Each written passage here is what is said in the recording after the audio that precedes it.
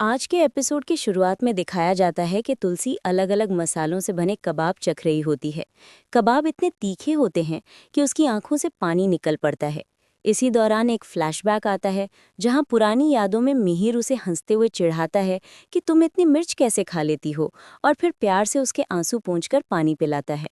वर्तमान में लौटते ही तुलसी ये सोचकर उदास हो जाती है कि आज मिहिर ने न उसे पानी दिया, न ही पहले की तरह उसकी फिक्र की।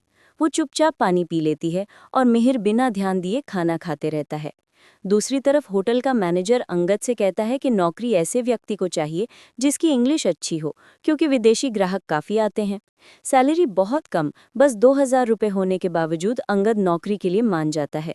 मैनेजर बताता है कि ये वेटर की जॉब है, जिस पर अंगद कहता है कि उसे कोई आपत्ति नहीं है। नौकरी मिलने की खुशी उसके चेहरे पर साफ दिखती है। उधर तुलसी आइसक्रीम खाती है और मिहिर को भी खिलाने की जिद करती है।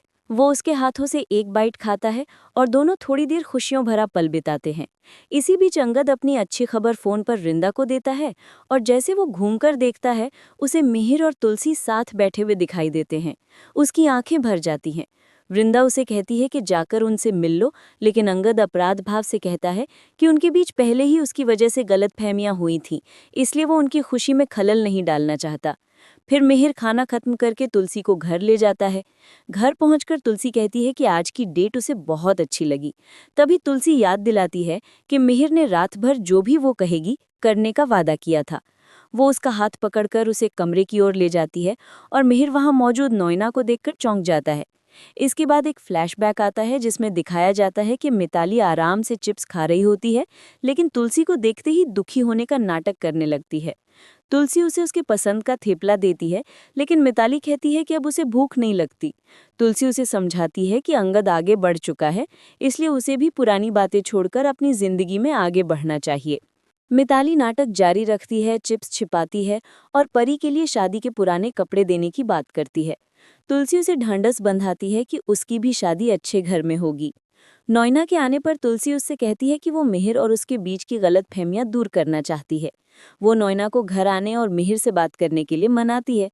बाद में मिहिर और नोइना एक दूसरे को घूरते हैं, तो तुलसी कहती है कि पुराने दोस्तों की तरह बात करो, झगड़ा खत्म करो।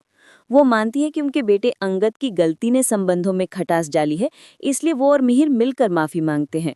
इधर अंगद घर लौटकर वृंदा को बताता है कि उसे नौकरी मिल गई है। दोनों रोमांटिक होते ही हैं कि पड़ोस की आंटियां एक एक करके कभी शक्कर कभी चाय पत्ती लेने आ जाती हैं। परेशान होकर अंगद घर के बाहर सामान रख देता है ताकि कोई बीच में ना आए, मगर तभी सुप्रिया का बेटा वापस घर आ जाता है और अंगद का मूड फिर से खराब हो जाता है। उधर मिताली गुनगुनाती हुई ब्रानी हाउस पहुंचती है और तुलसी को देखते ही चोट का नाटक करने लगती है। तुलसी उसे समझाती है कि मोटा पतला देखकर कोई रिश्ता नहीं बनाता, इंसानियत और सोच मायने रखती है। पर मिताली समाज के ताने सुनाकर अपनी बात मनवाने की कोशिश करती है। तुलसी उसे ढांढस देती है कि समय आने पर सब ठीक होगा।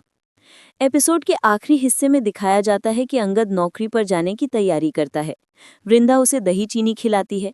सुप्रिया ताना मारती है कि वेटर की नौकरी में तो झूठे बर्तन ही उठाने पड़ेंगे।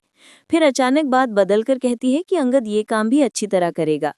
इधर नोइना सुज्जू से कहती है कि वो रमन से शादी नहीं करेगी, क्योंकि उसे भरोसा है मिहिर उसकी शादी रमन से होने नहीं देगा।